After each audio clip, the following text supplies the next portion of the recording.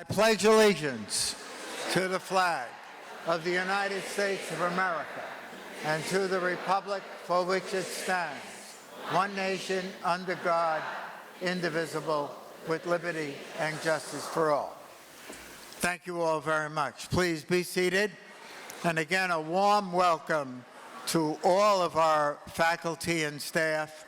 This is the most significant event of the entire year to have all of our staff together in one place, to be able to meet together after a long sojourn during the summer, and to be able to say we're back, we're ready to take on the challenges of the new academic year.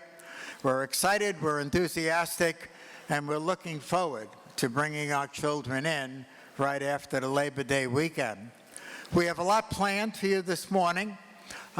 Conventional wisdom would say, number one, we definitely want to welcome all of you, and we've said that heartfelt-wise. Secondly, we have a number of new people in our auditorium this morning, a number of new staff. We worked hard during the summer to fill all of the available slots. I'd say we're about 98% there, but there are future interviews this week in order to fill some vacant spots. We hope to be there for the first day of school. I think the best way to introduce our new faculty, they were introduced at our last board meeting and were warmly welcomed by the school board. They were excited about being with us. I think the best way is to start by school. So why don't we begin with our K-1 Waverly School. Would all the new staff from Waverly please stand up? Just stand up. Give them a big round of applause, all right? Okay, Waverly, welcome.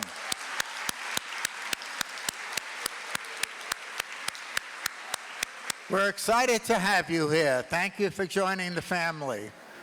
Okay, so alphabetically moving up the line, obviously A comes before G. Why don't we introduce all of the new Ann Hutchison staff. Ann Hutchison staff. Give them a big round of applause. Stand up, all right? Thank you for joining us. And welcome to a great year for our 2 to 5 children and the Ann Hutch jurisdiction neighborhood. And not to be outdone, where is the Greenvale staff? Let's bring up the Greenvale staff. All the new staff from Greenvale.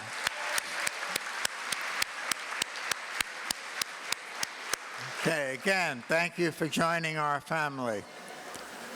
Let's move on to our current campus, beginning first of all with the middle school. All the new 6th through 8th grade staff, please stand up. Yeah. Okay, good morning. Thank you. We warmly welcome you, not last nor least, but our new 9 to 12 high school staff. Please rise. Let's welcome them. High school staff.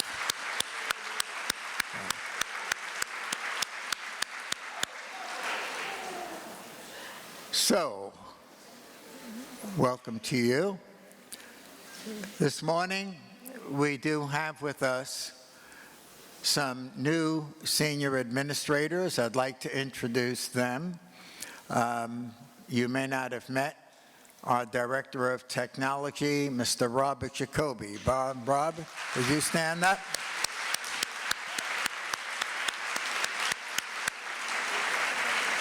Robert will be addressing you a little bit later on copier issues and some other e-school and technology issues. Yes, I know that pleases you very much. And Louise Lynch is a new addition, our new Assistant Superintendent for Finance and Facilities. Louise is currently at home. She had some recent surgery, but she will be joining us later on in the fall. We can introduce her more formally probably at the November conference day. But someone else who is new to us, who we do want to bring to your attention, is our new Director of Facilities, Elliot Sheldon. Elliot, where are you? Please stand up. Elliot. Elliot has done a masterful job this summer. He started July 1st, and he hasn't stopped working, and a lot of folks have been saying he's done a great job in a short period of time. So Elliot, continue the great work. Delighted to have you aboard. So that includes all the new administrators. It is customary that we introduce a spokesperson for the school board. As you know, Eastchester has a 9-member Board of Education. They are a deliberative body under the law, meaning that they make decisions for the school district with respect to its organization, its regimen, its governance, its financing, etc. All 9 board members are elected by the community and for 3-year terms in sequence of 3 per year running for office. And we're delighted to announce that of the 9 board members that we have on the Eastchester board this year, all 9, each and every one of them is a parent of child or children in our schools. Let's give that a big round of applause. So our board is not just a policy-making body, they are a parent body, and they do see the good work that we do every day and that we're proud of with the children, and then they're able to see that and spread that word throughout the community. So on that note, I would like to introduce the spokesperson for the board. She was our president last year. Mike Finelli, current president this year, is traveling on business. So let's give a warm welcome to Chrissy Geegan. Chrissy, would you come up here? She is currently the vice president of the board, and Chrissy would like to speak on behalf of the board. Thank you, Chrissy. Thank you, Dr. Valenti. On behalf of the Eastchester Board of Education, I'd like to welcome you all back. As a speech-language pathologist, I worked in schools for many years, and I know how much hard work, dedication, and patience goes into working with children. We just want you to know that we recognize that, and we sincerely appreciate all of your efforts.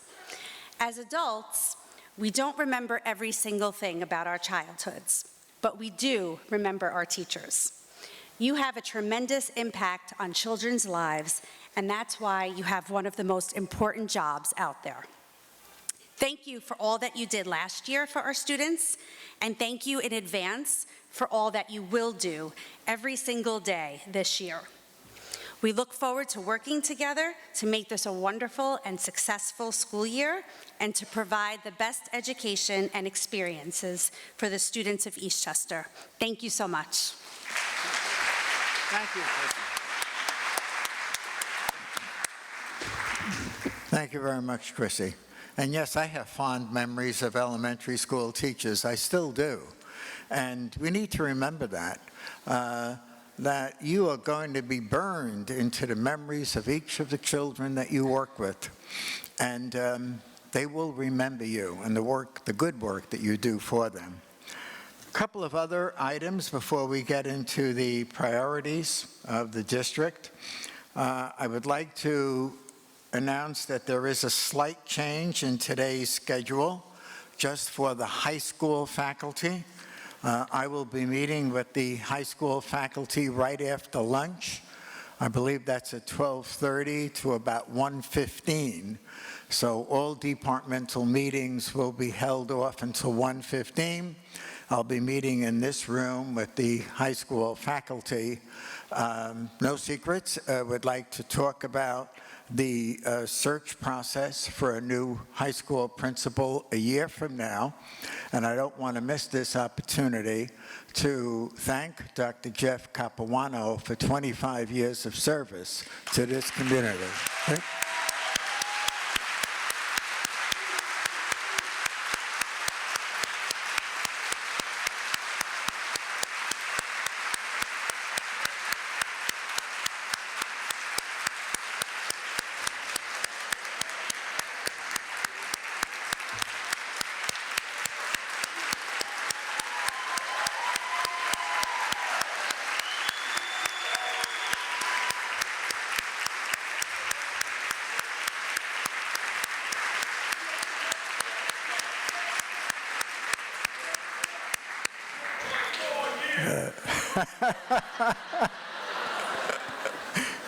We know Jeff is out there. I've come to many assemblies where he situates himself, sometimes in the rear, sometimes he's sitting down, but he's around. You always know he's about.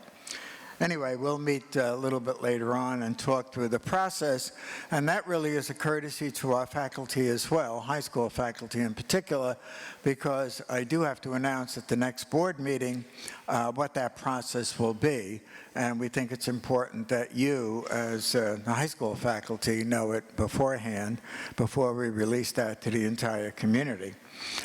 So that is the one change in the schedule that I'm made aware of. Other than that, you will be meeting with your unit presidents at 11 a.m. All of them are here and anxiously awaiting a meeting with you. So the schedule does not change in any way from that point of view. We will have our lunch from 11:30 to 12:30, and then after 12:30, we'll have meetings as stipulated in the calendar, and then the buses will take those of you back who have come from our elementary schools. So let's get with it. As you know, a year ago, when I stood up here, we talked about strategic priorities for Eastchester. At the time, we had 3. And let's talk about how we've done with those 3. These are the 5. The first one was to strengthen school security. Secondly, academic programs and student outcomes. Thirdly, college, career, and counseling. We're delighted to announce this morning a 4th priority, to examine the unmet facility, classroom, technology, and athletic field needs of the district. I'll say a few words about that in a moment. And 5th, to develop partnerships, both state and local, to support our students' mental health and emotional well-being, a growing challenge that needs its own priority. So how are we doing on priority 1? I'd say we're about 95% there, if not better. As of next Tuesday, every campus in Eastchester will have their own Eastchester police officer as an SRO every day that school is in session. The middle and high school will continue having their own SRO. Waverly will have an assigned SRO because they are the youngest and most vulnerable population. The Ann Hutch and Greenvale will also have Eastchester policemen each day, but they may be changeable. But the 2 constants will be the high school, middle school campus and the Waverly campus. Additionally, we have expanded through our budget security guard supervision at each of the elementary campuses to 6 or a little bit later as needed. We don't want any child nor any staff member in a building without some security presence, period. Full stop. All right? Until we know everyone is out of the building, the security guard will be there. At the middle high school, what we've learned is that 6 p.m. wasn't good enough. We have an awful lot going on between 6 and 9, and sometimes as late as 10 p.m. Obviously, we have a very active JV varsity program, extracurricular program, modified sports, you name it, clubs, etc.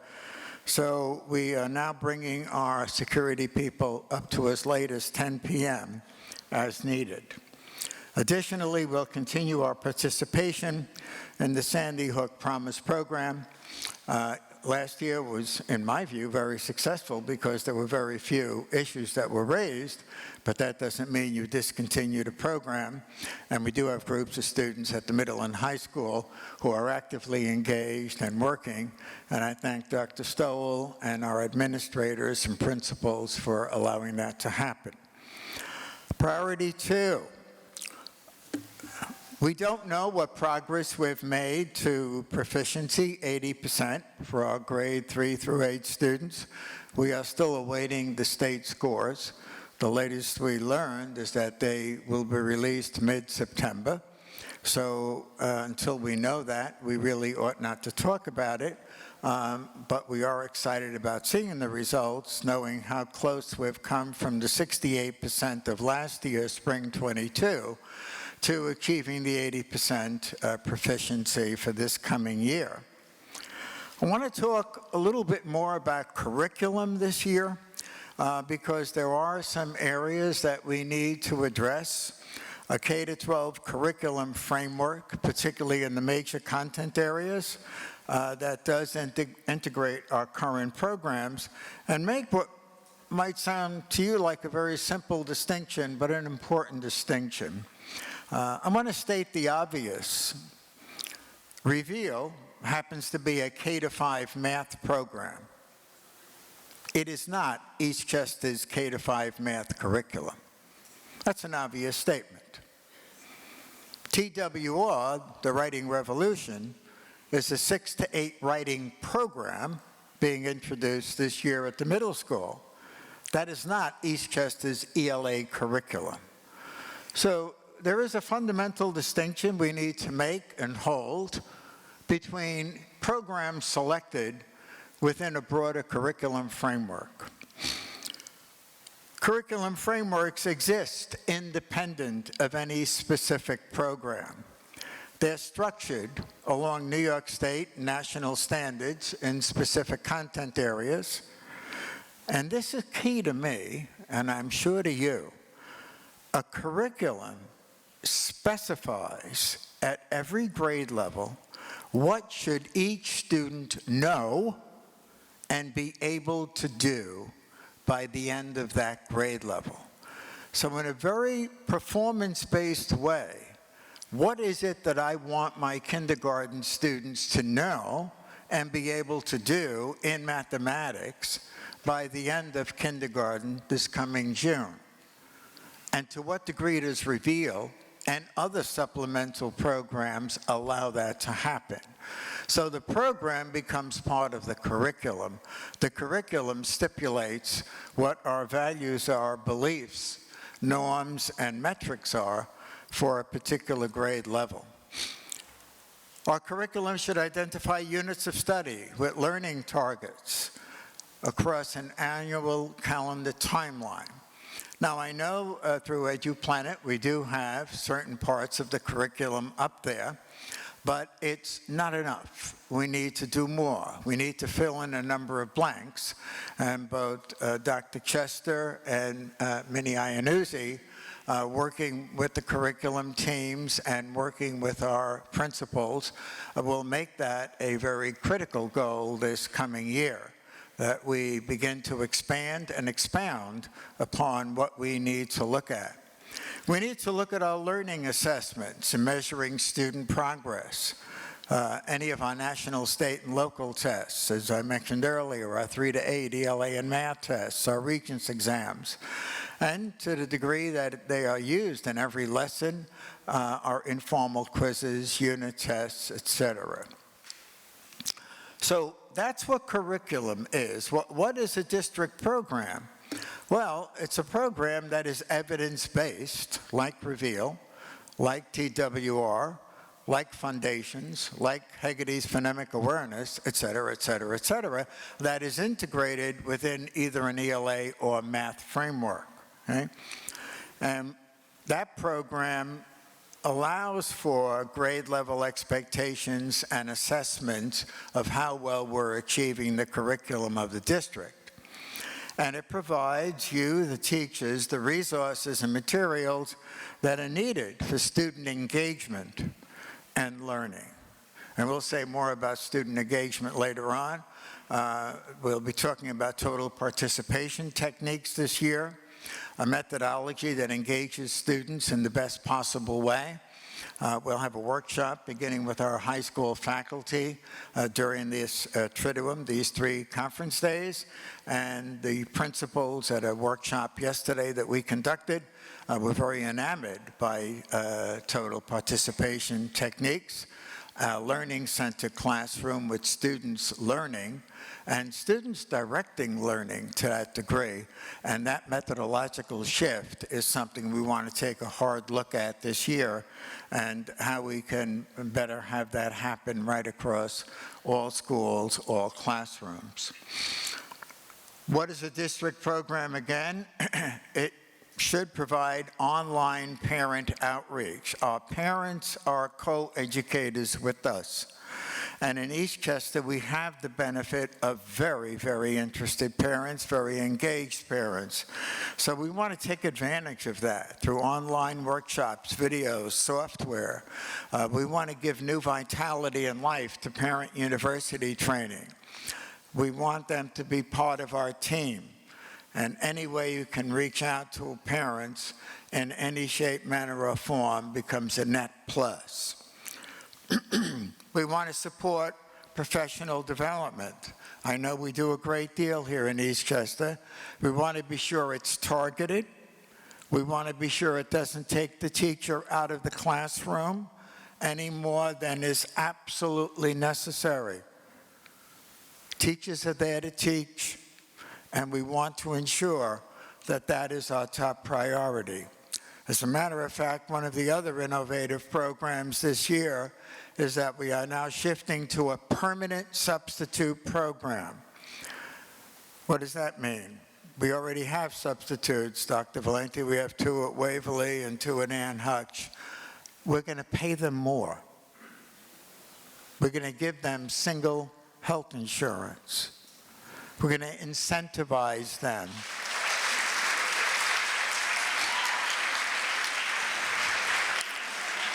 We want them to make this their home. We want them to come to faculty meetings, to come to conference days, to come to workshops. We want this to be their location, their place, and more than that, their home. And so we are building 2, 2, and 2 at the elementary, 6, another 6 at the secondary schools, and we'd like to have 12 permanent substitutes certified who are coming here every day and available to fill those slots where teachers are either ill or unable to be in the classroom on that particular day. So that's another major priority that will help support the overall professional development and the growth of the district. So a lot of people are very excited about the FLES program in Spanish at Waverly.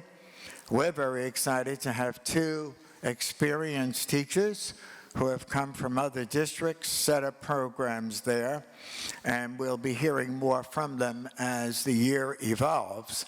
But as Waverly goes, excuse me, so go the elementary schools. If this program works well at K1, then next year the plan is to expand it to grades 2, 3, and third year rollout 4, 5. So we have a lot running on this program at Waverly. We're expanding and strengthening the WIN curriculum. The WIN curriculum was innovative last year. What I need to know, a good chunk of time at some of the elementaries up to an hour, Waverly perhaps 45 minutes. But the whole idea behind WIN was to serve specific populations, our special needs pupils in terms of occupational and speech therapy, our AIS students in terms of intervention in ELA and math. But what about that other group? What about that group that does not need intervention in occupational or speech therapy or other interventions? And what about that group that does not necessarily need AIS intervention and they don't happen to be going out to a music or an orchestra class? What are we doing for them? What curriculum do we have for them? So this year we want to be better leveraged with a program that is more structured and addresses their needs in terms of differentiation, both at the ELA and math levels. We want to build on our K-5 literacy framework, and we're bringing in the reading, writing workshops. All of those materials have been received in the schools. Now let me state this publicly as I did at the board meeting. This is a writing workshop from Columbia University. Lucy Calkins. Now that name has been revered and reviled. We adopted the program. Why? Number one, Lucy has done public penance in terms of not doing enough with phonics. In the science of reading, Columbia University dropped the ball. They didn't do as much phonics, phonemic awareness, etc. they should have done. However, that does not invalidate everything they do or do going forward. We must see the science of reading spectrum, and Dr. Chester can do this much better than I, as well as our elementary principals, in terms of a number of components. And we build on those components as we move through, I think it's called the Scarborough's rope. The idea being that reading and writing in terms of differential material for our students is a net plus and integrated with that phonics foundation and phonemic foundation. So if anyone says to you, particularly at the elementary level, or you're taking on a discredited program, New York City dropped the whole Columbia University, no. Understand the entire context of the science of reading. Understand some very reputable districts in Westchester are doing likewise as Eastchester. So you don't drop something simply because. You make sure that as a program distinction, it fits into our curriculum. And in this case, we made the judgment it does. Now, will it meet the test? This year will tell us. But we're not dropping it because of the name. Grade 5 departmentalization program, both at Ann Hutch and Greenvale. Our principals are working with our 5th grade faculty, and we're looking forward to see that program evolve and take root. Finally, in terms of the K-5 math framework, we want to look at some additional student software. We'd like to have a whole year in First in Math, which is an exciting program. I think we began mid-year last year. A lot of our youngest students benefited from it.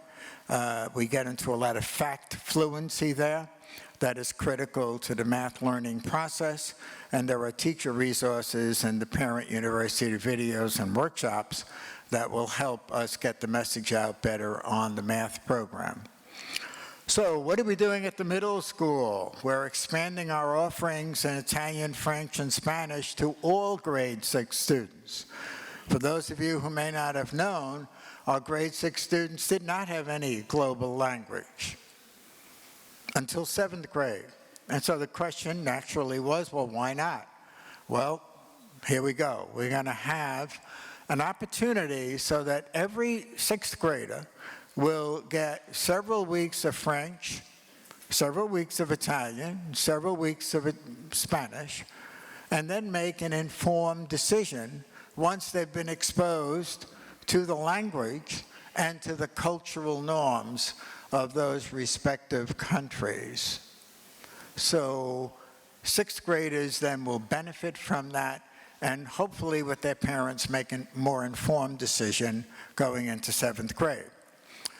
We have a 6th grade skills program to create greater independence on the part of our students, executive functioning, to ensure that our 6th graders have the foundational skills necessary to not only survive in middle and high school, but to thrive.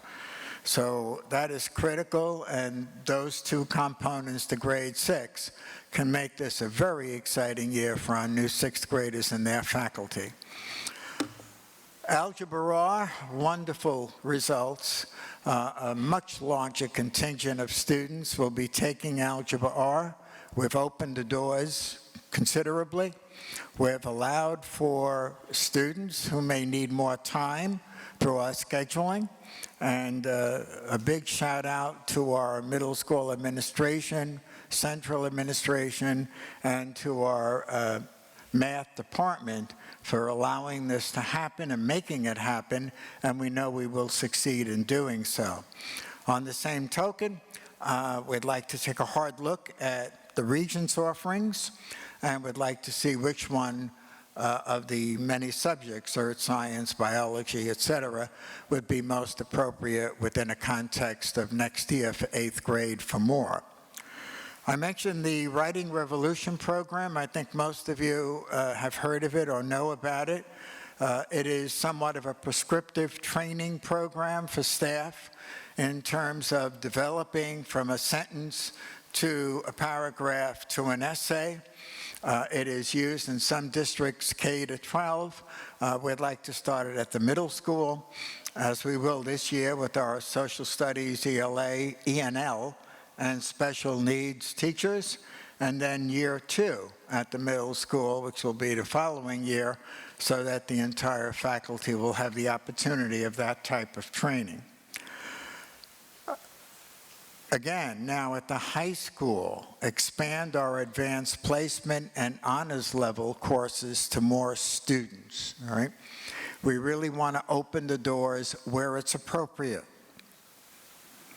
It's critical that we engage all students in the best way we possibly can. We don't want to leave anyone behind. We must work harder to ensure that every student, irrespective of a designation, general or special ed, is given that opportunity. And so we're going to work very hard to see how we can open doors and make this happen in a very positive, instructional way. I mentioned TWR for the middle school. We'll be moving into that neighborhood for 9 to 12. Again, next year will be their first year, and the following year, the second year, so that over a 3-year period, all secondary students will have been exposed to that program. College career counseling, the Tri-States evaluation really was an enormous step forward. It had the credibility of being with us for a number of years in different areas of investigation, and our counselors and our assistant principal, Joe Gilson, have taken on an action plan, and we expect some very good results. We've already made our commitment as a district. We've doubled the guidance secretarial staff from 0.5 to 1.0, and we've doubled the PPS staff from 0.5 to 1.0. So we made a full clerical contribution, and on top of that, we are looking at counselor-student ratios, and if Eastchester is any way a laggard in terms of those most competitive districts, then we'll do something about that for next school year. We want to continue something new from last year that we think worked. Grade 8 parent meetings. We got the message out about all the good things at Eastchester High School. We don't want to wait anymore until the spring. We want to let these students know that there's a home and a place for them in 9th grade in a public school that will rival any parochial school. And by the way, I don't want to say there's causality here or maybe even correlation, but I'll just mention it as perhaps a welcome coincidence that we reduced the rate of youngsters leaving 8th grade to go to a private school from 13 to 15% to 2 or 3%. Not a bad thing. Not a bad thing. So more of our students are going to Eastchester High School, but we have to maintain that momentum. Grade 7 parent meetings also complementing that. And we want to monitor, as I just said, grade 8 to 9 migration. A lot of these issues are best monitored using data points. I know data is not the sole source of measurement, but if you throw out data, you're in serious trouble because it is a measurement and a reputable, recognizable one. There are other forms of measurement, but we must maintain data. We must maintain rigorous standards in achieving that data. So here's a new one for you. We've got this $75 million bond, and you can see the work right outside the high school. A lot of good work has been done this summer in all of the schools, and will continue to be done over the next several years. But I asked the Board of Education a question. I said, is it enough? We planned this in 2018. It's 2023. Going to be 2024. What's happened in the last 6 years in terms of unmet physical needs? And by the way, the $75 million bond referendum happened to have been $100 million plus. What was dropped out? Should any of that be recouped? And so the board agrees. We need to take a hard look at, number one, what fell off the table to get to the $75 million. Number two, what new that we ought to be taking a look at. And I'd like to take a harder look with the board and our administrative team at our building conditions surveys, at anything that may have been excluded from the current bond, and begin to specify, with an emphasis on classrooms, do we have sufficient technology? Is the furniture appropriate? Do we need smaller learning spaces? Do we need learning spaces that allow for greater mobility? If we're truly dedicated to student self-directed learning, what needs to change physicality within the classroom? So if we make the classroom the focus, then I think this community will say, tell us what you need, and then we'll decide how to structure it for the community. So our schools are our children's second home. How well do you take care of your first home? How well should we take care of our second home for the children? And we need to meet that message, and we need to keep reiterating it if we're going to look for additional support in terms of helping areas that are unmet. And we'll know more about that by May 2024. So stay tuned, and you'll be part of the process of input. Priority number 5, partnerships to support student mental health and emotional well-being. I know that's embedded in everything we do. And then again, unless you make it a priority, unless you focus on it, unless you talk about it and reiterate it, it could get lost. And we don't want it to get lost. So number one, we want to develop some local partnerships. Best place to start is our own town, as we did with the SRO and the police department, and come up with a care coalition to provide school-based assembly programs that address challenges to emotional and mental health. And during the summer, we did have the opportunity to meet with members of the care coalition. Sally Vetteriti, a former board member, I believe chairs that group. A number of the graduates from Eastchester High School are actively involved with them, and we're planning a meeting next Wednesday, if I'm not mistaken. But we'd like to take a harder look at what we can do together. What programs is the town able to afford us, and work into our new assembly program, where every school is expected to have a minimum of 4 assemblies during the course of the academic year. What are some speakers that are out there? Who are some speakers who we should be bringing in? What is it we should be doing and focusing on to give our students a better sense of emotional well-being and awareness? We also have our school-based DEI committees that will be evolving this year. We have had a district committee, as you know. Now we'd like to move in terms of diversity, equity, and inclusion at the building-based level. And so, again, Dr. Chester and Madeline LeBou, our middle school principal, will help chair not only the district-wide committee, but help with the implementation of those groups on each of our campuses, so that we begin to penetrate more deeply into the school-based level. Here's a new one. Talk about an evidence-based program, RULER, R-U-L-E-R. It's a framework out of Yale University. It's a systematic approach to social and emotional learning for grades K to 12. Right now we have a good program. I'm not knocking the program we have, grades K to 8. Ain't good enough. Our framework says K to 12. I want a program that says K-12. So ruler it is, and I've asked Dr. Stowell, who has prior experience in Mahopac with this program, to work with our PPS and guidance staff and our entire staff and administration in order for us to help implement this as we begin year 0 for the implementation of the ruler program. And last but not least, the state put some money on the table.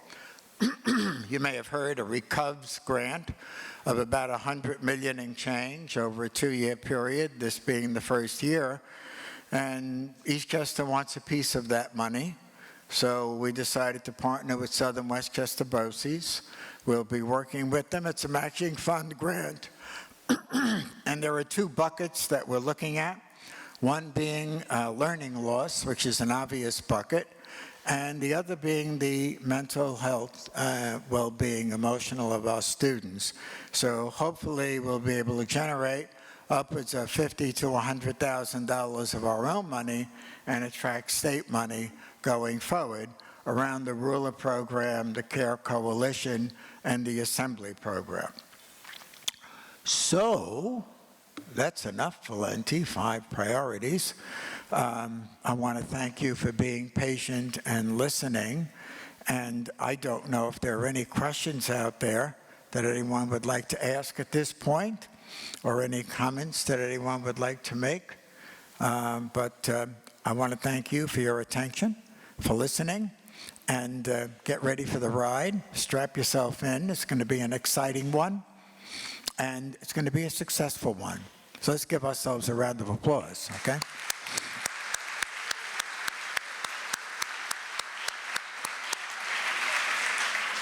Now I want to get to the real reason you're here. What happened to our copy room at Greenvale? What did you do, Valenti, to that? Well, here's what we did. We closed it. Why? Well, it's an art room. Greenvale deserves their own art room. Yeah, go ahead, Joanna, clap. And by the way, we bought you some new kiln, right? K-I-L-N. You're welcome. So make that art room a great art room, okay? So now what are you going to do about the copying? So I asked Rob Jacoby to come up. But no, all kidding aside, we do have a plan, a very concrete, specific plan. We will be keeping one of our copy monitors at each of the school campuses to help you and work with you to get your copying done. So no need for panic during the first year, may not need it beyond the first year. There will be helpful hands available to you who did the copying originally and will be able to work with you with all kinds of new spanking digital equipment that will really bring us into the 21st century. So Robert, do you want to join us, join me at the microphone and talk a little bit more about it? So let's give a warm welcome to Mr. Jacoby. Thank you. I can assure you that my, my presentation is not focused on the copy center, but it will be a small portion of it. So it's not every day I would get to say hi to everybody, but I've been welcomed warmly over the summer. I've been here about 7 weeks, and I forgot that there were teachers, and it was nice to come in this morning and see everybody. But here's the technology team, and I really thank them for the best welcome. Yeah, please.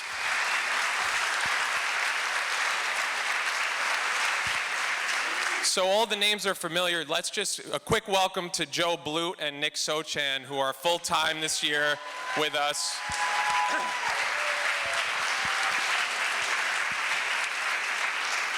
So in a broad sense of technology, I want to see if we could start shifting the way we think from from can I do something to how do I do something.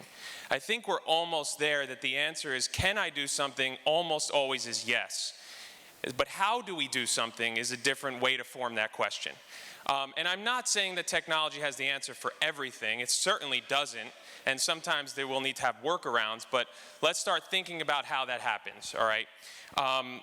One of the biggest components of the discussion of technology over the next year and much further into the future is artificial intelligence. It's something that you all hear in the news almost every day. How does it affect our lives? How does it affect our students' lives? And it's something that we have to grapple with whether we want to or not, because guess what? The students are already using it. I hope you are too, because there are certainly benefits to it. We hear AI and AI equals cheating. Well, not really. If we use it the appropriate way, how can we foster it for the students to make their experience better? Because guess what? We can try to hide it from them here, but when they go out into the real world, it's going to be there. And the better that they could get a handle on it with us in Eastchester, the better prepared they'll be. So that's just a quick note on that. There will certainly be discussions this year based on that, and many questions. And to be honest, most AI conversations result in more questions. It's just that new, but let's keep that conversation going. Real quick, couple housekeeping notes. If you haven't got on Wi-Fi, get on the network consortium. Every computer, phone has its own configuration. Go into our staff technology and instructions. It's in your shared folders in Google Drive. One quick note, if you had a password change over the summer, forget the network and rejoin so that it doesn't keep trying to log you in with the same credentials. All right, I'll move through the housekeeping pretty quickly. Your H drives for teachers, teacher H drives are going away. They haven't been accessible for years, but they will no longer even be readable. So you've been warned, I'm told, last year a number of times. Just move all of that stuff into your Google Drive. If you need support, it's incredibly easy to do. It's like grab it all and just drag it over. If you need some support, we're here to help, okay? So, when you start getting into your classrooms today, tomorrow, et cetera, just a quick reminder that I think will solve a lot of your problems that we don't always do, and that's signing into Google Chrome. And to do that, you're just gonna hit your little icon on the top, sign in, and turn on the sync. I've put in some extra bookmarks for you into that EUFSD bookmarks folder. That's district-wide. Those are big things that you're going to need every day. You don't have to go to Eastchester homepage, staff resources, links, etc. Just log into Chrome and your bookmarks will always be there. As soon as you need to get to ClassLink, go to the bookmarks folder, ClassLink, etc. Okay? And if there are other things that come up, it's very easy to drag some more links into that folder. So that's accessible for you. Okay, so Dr. Valenti threw me under the bus. I'm the new guy, so I get to tell you about the process. I'll give you the good news first. We are first of all, every Xerox large machine in the district is being replaced and more added. So it's not just a 1-for-1. It's like a 18 for 22. So we're getting extra machines in every district and the machines in every building, excuse me, and the machines from the copy center are being repurposed throughout the district. Okay, you can print to those. I think that the big key here is gonna just a little bit of a shift. You know I'm new, I haven't seen how it's done in the past, but the shift is going to be, do I really need to send it to somebody else to do, or is it easy enough for me to do? Okay, we have Xerox Secure Print set up so that when you send it to that printer, you can go to any Xerox copier in the district and put your 4-digit code in, and it will spit out your print job, okay? Well, what happens if one of the printers is down, one of the copy machines? That's okay, go to another copier, put in your code, and get it from that machine. Okay, so there are resources for you. I don't want you to think that the copy machines are being pulled. In fact, they've been upgraded. So every Xerox large copier is new this year. In addition, you have small printers for one-off jobs in your classrooms, so you can continue to utilize those, and we're looking at upgrading those as well, okay?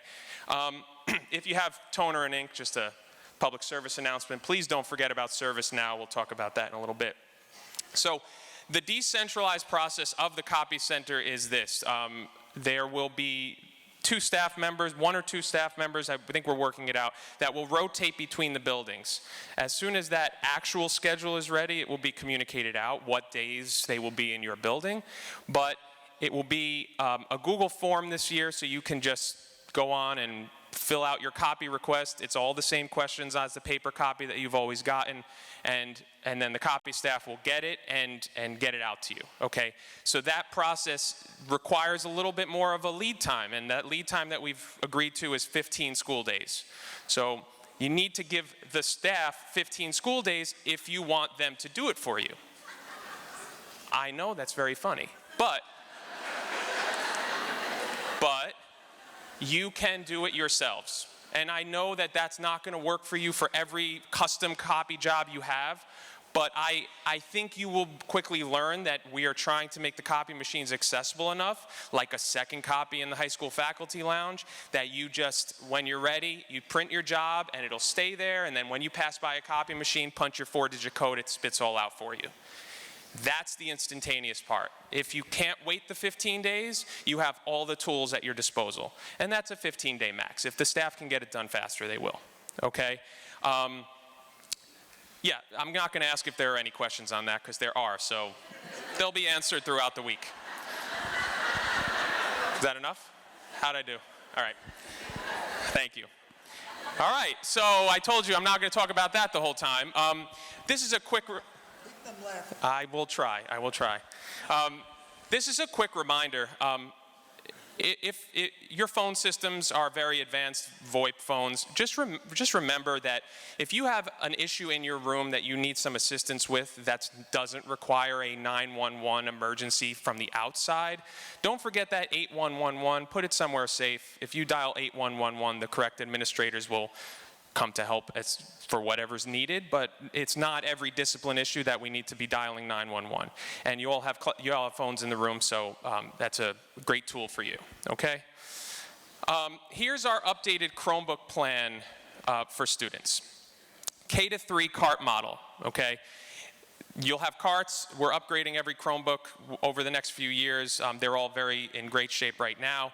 4 through 7, it's been decided that those will be mandatory. So students have to use a district device in grades 4 through 7. That should make your lives easier because you know what the students are working with. You should be much more familiar with how to troubleshoot them. And then you can utilize things like locked mode for Google form quizzes or monitoring your class on a Chromebook or any of the applications that would work. Okay, this has been communicated to families a number of times. We gave all the 4th graders this year brand new Chromebooks. They'll be in the classrooms on the first day of school. And so we're trying to support how the Chromebooks are used in the classroom as best as possible. So currently 8th through 12th graders are still optional. Okay, they can bring their own device. Every communication from our department says the preferred method is a district device. We have the devices. We're not short on devices. But we're still going to give that wiggle room to families, okay, to utilize what they see fit. All right, so please communicate that.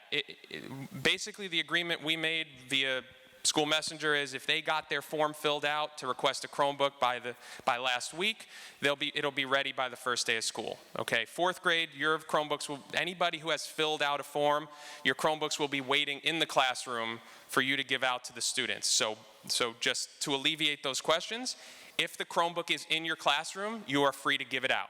Okay, the students that don't fill out the agreement, we'll get them over the week. Okay, if they filled it out over the last few days, we'll try to get everybody in the first week a Chromebook that needs one, all right? And in the high school, middle school, there'll be a plan communicated out for lunch periods as well. Okay. A big thing that everybody in technology has to remember, and that's not just me, that's every one of you, is Education Law 2D. I hope that is familiar for you and you know all about it. It's basically the law that requires us, as we should do anyway, to protect student data. And what that does require is that all of our vendors, all these software companies have to basically agree that they're only going to use the data that they get of our students, for the purposes of that platform. And so everything that we have approved and we have purchased, we have gone through painstaking process to get it approved for Ed Law 2D. These companies have to sign our contract. Not every company will. And I know that you're not going to love that, but it's just the reality of how we have to protect our students' personally identifiable information. And one of those that I know some people use is Quizlet.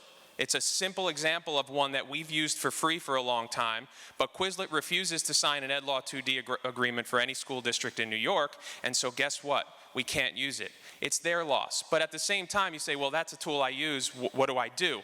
There are other options, but here's the question to ask. Quizlet won't sign our Ed Law 2D agreement. Well, why not?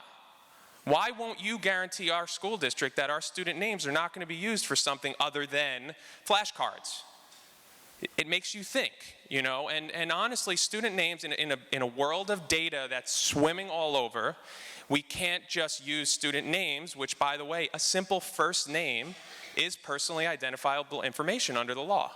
So you, as staff members, when you go through your wonderful GCN training for Ed Law 2D that you're going to be doing over the next few weeks or months, just take note of that. You are responsible for it as well, and we do everything we can to secure that for you, okay? One last thing on that. I don't know how everybody's copied on it, but just take note that you may have heard of an app called Saturn. Anybody hear of that? Saturn Time Together. Okay, that is a student scheduling organizer, I guess you would say, and students go in and they enroll with their school email address and they give all this information, and they grant through terms and conditions, they grant all the schedule and their teachers' names and their classes, right? None of that, none is school sanctioned, sponsored, or endorsed, okay? So just be aware of that. We're going to communicate to the community as well of the dangers of students sharing that detailed of information with an app that doesn't care about data privacy. It has nothing to do with us. There's no Ed Law 2D agreement at all. It's just a very private thing. And I guess the concern is that this information is used for unintended purposes. Okay, there's been discussed like bullying incidents, like what do we really want every student to be able to find every other student at any time in the building of the day? Like, I don't think so. That's their student schedule. It's not really something that, this app makes it all available to anybody that becomes friends. I was going to install the app and I just didn't want to, so I haven't done that much digging, but it was hard to kind of get in without giving up my information, and I'm not going to do that. So I would just, if you see that going on, if you want to just have a little conversation about privacy with them, but we'll communicate to the families what that means as well. All right? And then the big way to get some help, just to give you just to see the landscape. There's 3,000 plus students, 550 plus staff, and 5 people to respond to your incidents in technology. And I don't say that to say, well, why only 5? It's more of to let you understand that this requires a process. It's nearly impossible to do this process via like a quick email or something. Everybody's inboxes would be full. So we have ServiceNow, which sends out our notifications to the whole team, and the correct person on the team is going to respond to you. I also urge you, especially in this first week, in fact, I plead with you, try to lean on each other a little bit, okay? The lift of this week, my team has been working till 10 p.m. every night to get everything ready. And that's on the hardware side. I hope your classrooms are in good shape. There will be some bumps this week. It's the nature of it. Everything's been off for 2.5 months, 2 months. And so try to lean on each other if you don't mind, and especially if you're a new staff member, maybe somebody right in the room next to you or right in the room across you has quick knowledge on how it is. You might get quicker help. But anyway, if you need some type of service, ServiceNow in the bookmarks folder in Chrome, first link is ServiceNow. You click on that and you can do a number of things. And one of those is presentations, like if you're doing something in the cafeteria for your club or your team or something, put in a presentation request. The other one is a toner ink cartridge request. It just helps us to get you what you need in the quickest way possible. If you send an email that says, I need yellow toner in this copier, what if that person's not here? None of the rest of the team are going to see that. So ServiceNow is your best bet. And then I'll wrap up with just reminding you of the resources. ClassLink is where you're going to be going for all of your instructional software. Beth, if you know Beth, Beth is currently feverishly trying to make sure all the apps are assigned to everybody correctly and the licenses, and if you see our spreadsheet of software, you wouldn't know where to start. So she's really working hard on that. We have eSchool Plus, obviously, is our student information system. Those who don't remember, eSchool Plus is not the same password as your network. It's a very security issue if it is. So just see if you need some password assistance with that. ServiceNow, as I said, and then that Google Drive folder, staff instructions and resources is important, all right? And then find whatever you need to on our district homepage if you're uncertain. So not necessarily the venue to questions, comments, or I'm open to it. Does anybody have any questions? Put me on the spot? Yes.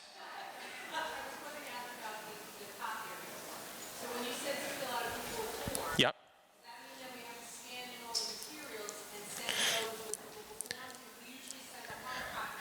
Yeah, not necessarily, but it is preferred. Not necessarily. The question, good point. The question is, if the submission of your copy request is via Google Form, does that mean we have to scan every page of our copy job? The answer is not necessarily. You'll receive a 2-page copy center process that will be shared by your buildings. It's in there is a link for the Google Form. At the bottom, it is a link to upload your document. Do us a favor. If it's 1 page, 2 pages, and you're comfortable, upload it into that. That would be the goal, okay? If it's a big stack that can't be, that's fine. There's an option there that says I'm going to submit it via paper. And this is not part of my process, but no matter what, anything that you submit historically needs to be in copy-ready format. So, okay? Yes?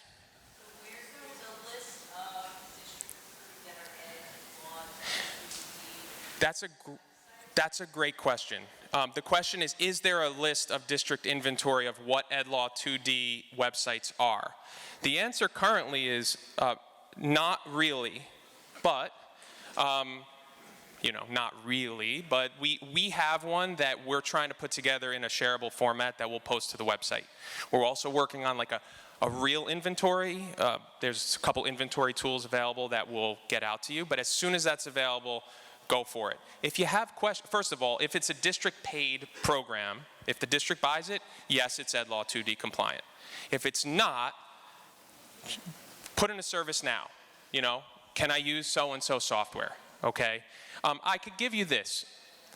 If you are using a free platform that requires you to put in your student rosters, you should check if it's EdLaw 2D compliant. We can get paperwork signed by free services, okay? Quizzes, I showed on the slide. Quizlet will not sign, so we can't use it, okay? Quizzes, which kind of does the same thing, and there's other platforms out there, will sign, and we're working on getting that done for you. But if you put in student information, it is your responsibility to make sure that it's compliant. Well, AI itself is a broad term for a lot. Like you all probably heard ChatGPT is the popular one. But you're not putting, I hope you're not, you should not be putting student information in there. It is a tool that you can use, and I saw some heads shaking. I'm assuming some of you have used it. I have. If used in the correct way, it's a very useful tool. When you get to the level of putting student information in there, now we've got a privacy issue. And that is, I can guarantee you, is not EdLaw 2D compliant. So please keep student information out of ChatGPT or most AI platforms. Yes. It's bright up here, you know? Hi. Will a textbook word through the school appear in textbook and e-text? Will that be compliant automatically? If it's in your class link, which that should be, correct? Pearson is if there's a school-purchased Pearson material, that's a little bit of a complicated question, and I'll tell you why. Does my department know that there's an E component to it? Great, then it's probably good to go. And if it shows up in your class link on your launch pad, then it's definitely good to go. Anyway, second question. How do I get you to say it's okay to copy the whole Google Classroom? I am not saying it's not okay to copy. Did you hear the question? Is it okay to copy your whole Google Classroom? I am not saying it's not okay. I am saying it's not good practice. Because when you copy an entire Google Classroom, you are copying everything attached to it linked to your Google Drive. And your Google Drive will very quickly become copy of, copy of, copy of, copy of, copy of. I am not saying you can't. It is a recommendation that you recreate each class. Yeah, you don't need my approval to copy your Google Classroom. It's totally fine. Is Google Ed Law 2D compliant? Absolutely. It better be. Yes. I think it is.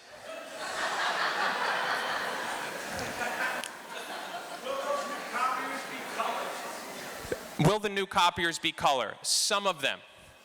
That's the best answer. I can't give you every location of the color ones, but there will be some that are color and some that are black and white.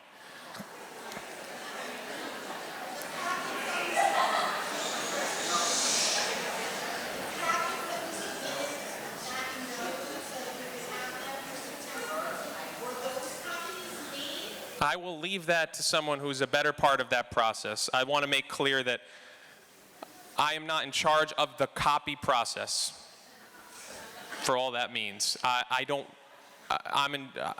know. Does anybody know about the copy jobs in June? The high school hasn't been done yet, middle school is being worked on. Oh, thank you, Chris. List of who sent me email with needed copies. So I know, Maria said that the middle school version is going to go to the high school. Okay, so if they were submitted in June, Chris, does that mean they're either done or being worked on?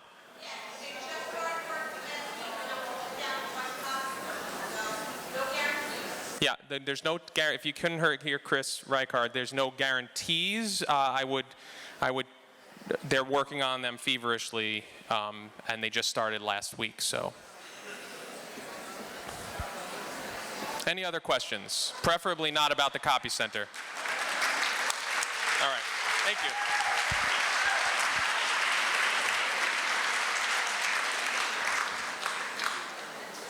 Thank you, Rob. You handled that very well, really. And look, we'll work these problems out as we go along. That's what family is all about, right? Are there arguments within the family? Are there issues that come up that are not necessarily the way we would like it in the first bounce? Of course there are. But we're able to communicate and work it through.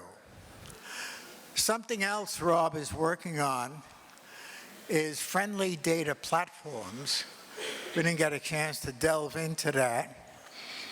But right now, our teachers are being forced to go to too many different sources for student data. Oh, you can get that on Lyric, or there's a state repository. That's not good enough anymore in this day and age, where if you really take the phrase data-informed instruction seriously, and we ought to be serious if nothing else, we need a friendlier platform so that a teacher knows a population of students and is able to take a deep dive into each of those students and have archival information on those students across a broad range of national, state, and local indicators, and any other information, demographically or otherwise, that is appropriate for that teacher to know and to be able to share with other teachers at that particular grade level. So you'll be hearing more about that as the year rolls on, and as we begin to look more deeply into a platform that would be appropriate for us. I personally have had the experience of doing it in other districts. It's been welcomed by teachers, and we'll find the right platform for Eastchester and let you know as it evolves. I know the question came up about AI, and that is probably one of the more intriguing issues that we face as educators going forward. It's one we can't duck. It's one we have to confront directly. And we have a team of educators from Eastchester, including myself, who are attending a series of workshops at Putnam Northern BOCES to become better educated about the power of AI and some of the downsides to AI. And this is not just a K-12 issue, it's a college issue. And as you know, the colleges are addressing it in some unique ways by creating creative prompts, having students write more about their personal experience so that it's not something that I could go to a chat and automatically get an answer to it. It's not simply just calling up recordable facts, but it's getting into the personal traits, the emotions, the values. So that could be a pathway that we need to look at much more closely. And I'm not saying it's a simplistic question or a simple answer, but it is something that we will be talking and addressing this year as well. Finally, I did hear a few giggles and cackles and so forth when Rob mentioned 15 school days. Think about that. He didn't say calendar days. He said school days. That's a big difference, folks. In my book, that's minimally 3 weeks, or could be more. There are some months in the calendar that have only 18 or 19 school days.